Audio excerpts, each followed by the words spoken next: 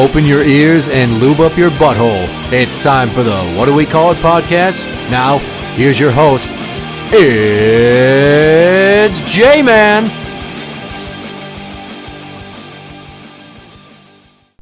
Welcome to the What Do We Call It podcast. I'm Jmann. And I'm number one fan, Tim.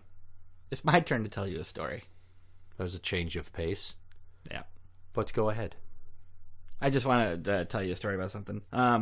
I went and played Airsoft Saturday night, and I left the Airsoft field at 11:50 p.m. And on my way back, traveling down a county road, it got cold, but there was still a ton of humidity in the air.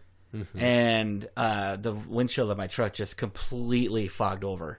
I couldn't see more than like 50 feet. So I pulled over to the side of the road as quickly as I could, and I ended up pulling into a turn lane. And I'm just sitting there. Didn't even think of putting my four-ways on. There's a car coming towards me that wanted to turn left onto the road that I was in the turn lane for if I was going to turn right. And I looked, I saw the car, but my window wasn't defogging. I was messing with the dials, and I kind of flashed my brights real quick. The car just sat there. So I gave my lights another flash, and the car just sat there for another second. And then I saw the red-blue lights kick on for just 1 second. I'm like, oh, that's a cop. Alrighty. Well, shit, I don't know what to do. I can't see. I don't want to drive. So the next thing happens, I see he turns his lights on. He pulls behind me, gets around, comes up behind me. I'm like, okay, shit. So I put the truck in park. I turn on the interior lights. Were you still in the turn lane in the middle of the road or what? I was in the turn lane still. The left or the right turn lane? It's a right turn lane. Okay, so you're near the edge of the road. I'm near the edge of the road, yeah. I was in a safe spot. I pulled over as quick as I could. He puts a spotlight on me, and he comes walking up. He's just like, hey, are you having any car trouble or anything? I was like, no, not really. My window's fogged over because I'm trying to get him to defog, and I just pull over as quick as I could. He's like, okay, well, I was just curious because you're in a turn lane. I says, yeah, it was the quickest, safest spot for me to pull over because the shoulder's up there. Had I realized what was going on with my windshield sooner, I could have pulled over on the shoulder before the turn lane. But I said I could only see like 100 feet. All I could see was the road and the lines. I couldn't see anything up there. Just it suddenly fogged up on you? It was slow. It took like 30 seconds to go from where I could see clearly to where I couldn't see anything. And in the interim, you turned on the defrost. I had the defrost on. But it made it worse. It didn't work, yeah. So he pulled me over, and he just asked me and everything, and he asked me where I was coming from, so I told him. And then he asked for my driver's license. Like, okay, well, here comes does he have any warrants or anything like that? And the whole time I'm sitting here after I gave my license, do I need to tell him I have a pistol in my car? A real pistol? Because I can still carry. Where was the pistol? It was in my center console of my truck. I didn't put it on my person when I left the airsoft field. It probably should have been locked up in a case in the back of your truck. It doesn't have to be if I can still carry. If I have a permit. How'd that work out for Philando Castile? Well, I'm not going to reach for it. If he asked me about it, I would just tell him, yes, sir, I have a concealed carry. And I have my wallet on my lap, and my concealed carry permit is right there. I mean, I could just show it to him. I wouldn't even have to take it out. You could. But why tempt fate when 9 times out of 10, when you do so, it's going to fuck you? No, I didn't feel I was tempting fate at this point, so I just decided not to say anything unless he asked. Which is why when he first came up behind me, I turned on my interior lights. Why? So he can see what's in the truck. Well, yeah, but I feel like because it takes your eyes a few seconds to adjust, and he's going from dimly lit with the spotlight on you, and hopefully his eyes are adjusting to the light, to what if he gets there and your wallet's on your lap and he thinks it's something it's not? Couldn't be, but in this day and age, it's a semi-dangerous game of Russian roulette, no pun intended, that you were playing. That's why I'm just telling the story, because this is the experience I had just last Saturday. So he went and checked my license, comes back. He asked me, he's like, he's like, so, I was like, alrighty. I just, like, again, you were parked in the turn lane here, and I just wanted to make sure everything was okay. And he looked, I could tell he scooched down a little bit, like he was looking through my windshield. Like, you got your windshield figured out? Says, yes, actually, I did get it to clear out. Gave back my license, said, have a good night, drive safe. And then I left. And then fired several celebratory shots in the air like Yosemite Sam. He didn't catch me. Bam, bam, bam, bam, bam, bam. Yosemite Sam time. So, no, and it's funny because when I first stopped, he was going to turn left onto that road that I could have turned right onto. But he turned around and came behind me. When I started driving down towards the highway, he followed me the whole way. To see if there was another issue, perhaps. He might have been seeing if I was drinking or not. And again, it didn't bother me. It's like, I'm a good driver. I pay attention to what the hell I'm doing. I don't wander all over. I don't use my cell phone hardly at all when I'm driving. I might make a phone call, but I try not to text very often unless I'm at a stoplight or something. So I had no worries that whole time that I was interacting with the cop or when he was following me afterwards. I had zero. And that's the end. Even when I'm doing nothing wrong, I still don't like to see the police. I see them all the time because I work on the road. Well, I still see them, and I wonder if they're going to stop me for no good reason, because if you recall, you probably won't. Once upon a time ago when I was in college, I still had my old big burgundy 88 LeSabre. I remember that car. Yeah. I'm on my way home from school, and I get pulled over. And the cop remarks that he stopped me because of the fuzzy dice I had hanging from my mirror. Obstruction of review, yeah. But they weren't hanging low. They were tied super snug. Almost like they looked like a set of balls on a cold day. Maybe he likes balls. And so he stops me and he comments about that, and he asks me if I have any narcotics. I'm like, excuse me? Do you have any drugs on you? No. So if I look in your trunk, I'm not going to find any drugs? No. You have to have probable cause first. Well, he's hoping that I'll give him permission. He's fishing. Okay. Because most people will be like, yeah, take a look. There's nothing. And he'll use it as an opportunity to look. Perhaps he had nothing going on. I'd just like to comment that this is, I believe, in the fall of 2000. So it's quite some time ago. Pre-9/11 America. Mm-hmm. And because it was summertime into fall, I had a nice tan going. Because of my haircut and my nearly indiscernible ethnicity, depending upon the level of tan that I have been asked if I am mixed, meaning half black and half white. By cops? By people. Okay.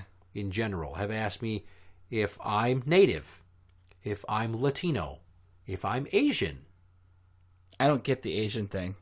It was the beast. She was high on drugs, that's why. The point being is that for a second there, I felt like I might be getting profiled for A, being young, and B, looking Latino. Because I was only 5 blocks away from my parents' house.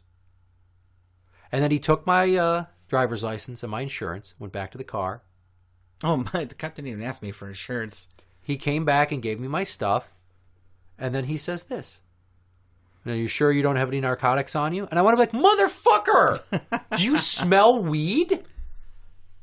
I've never even tried drugs. Probably trying to make you nervous to see how you... Probably said that to see how you'd react to it. Like, if you started acting all nervous, then he would probably be like, okay, he's got something. Because he's getting nervous. Well, I think this cop was just fucking bored and fishing. Really. Exactly. That's kind of what I was saying, just not that way. Like, he figured, okay, if I hit this kid with a couple of direct statements, if he reacts differently the second or third time I say it, he starts getting nervous or something. I mean, this is you've been trained for this, so, tell me if I'm wrong. I don't find that as reasonable suspicion. It's what I can observe without having to coax it out of them. That's why many courtrooms you will hear them say on TV, but in real life, they'll object, leading the witness.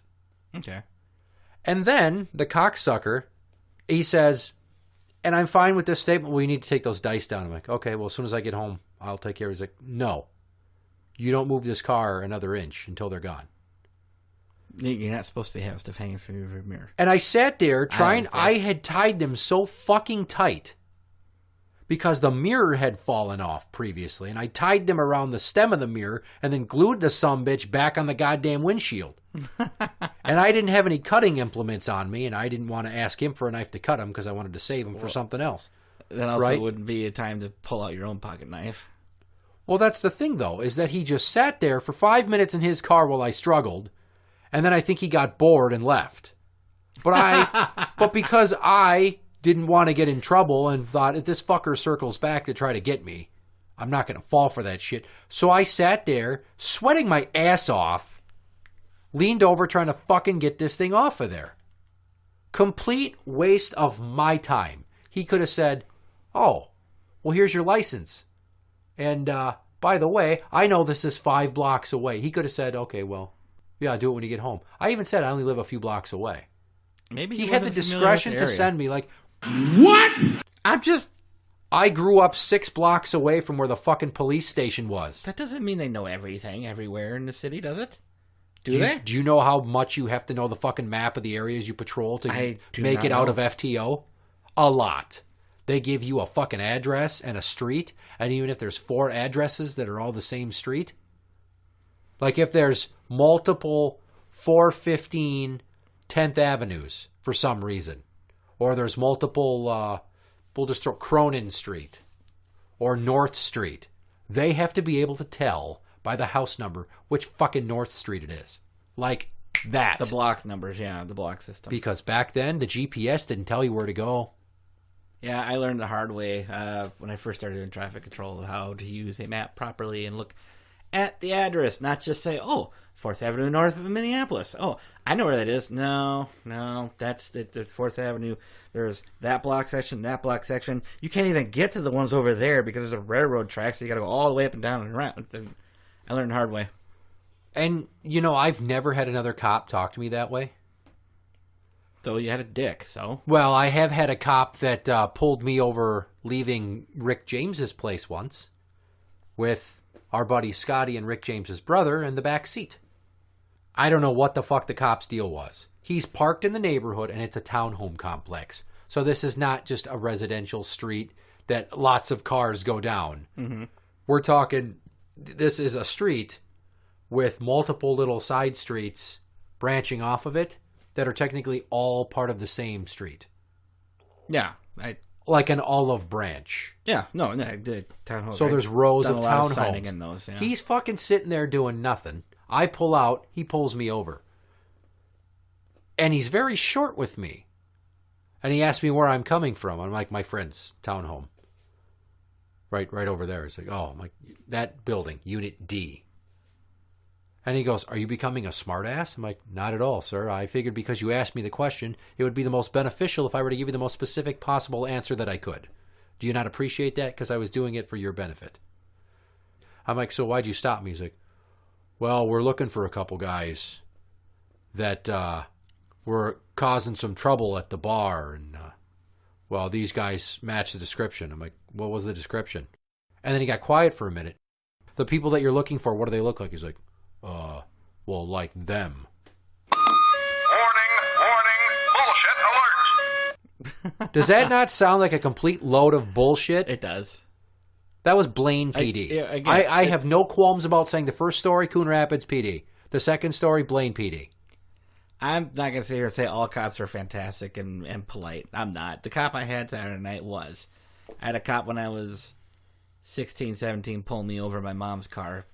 And the girl in the back, who was 21, she was drinking wine before I picked her up. And it was my buddy's friend.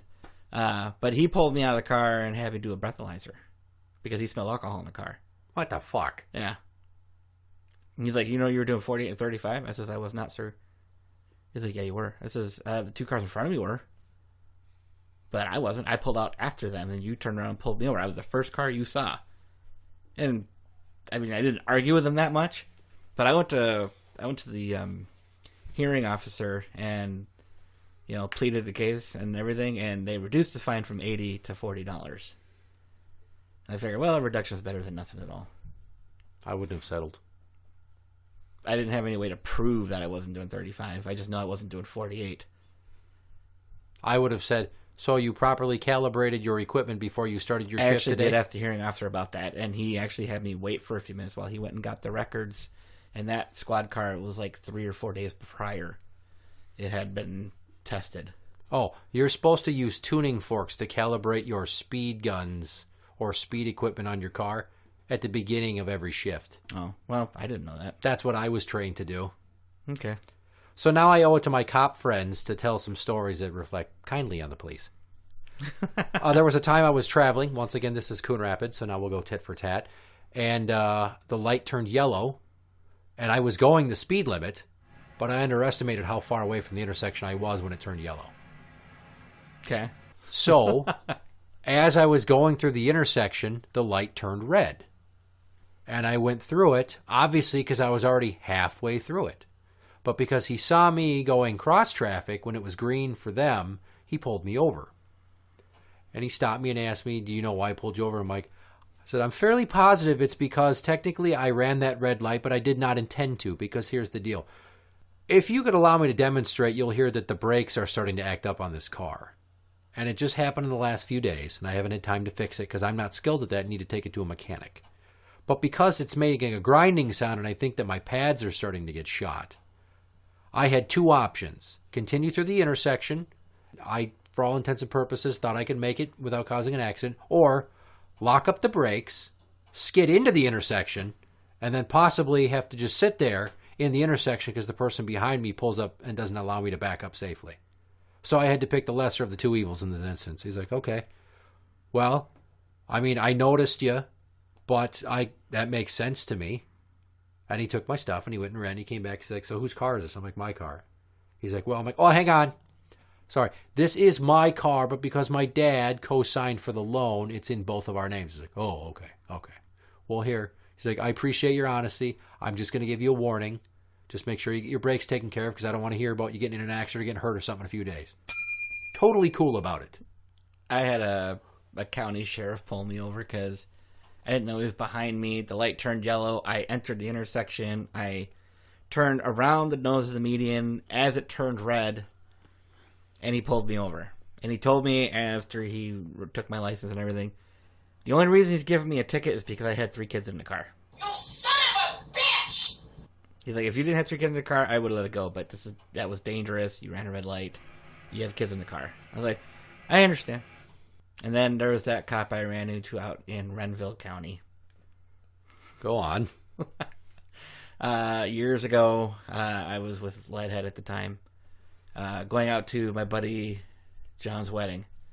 And we're late because of Leadhead. Several hours late. Why was she applying chin makeup? She wasn't packed. She was still trying to wash her laundry when I got home from work. I was already packed. And we get through almost all the way down to Plymouth. Oh, I forgot to make my car payment. So we had to turn around and go all the way back up to Mounds View to the bank to make the car payment. Then we finally get back on the road. And it's just like, oh my God, I can't even remember. I was just This was fuming. many years ago, so there was no just pay from your phone option. Yeah, we had to actually go to the bank. If you couldn't mail it, wouldn't have gotten there in time.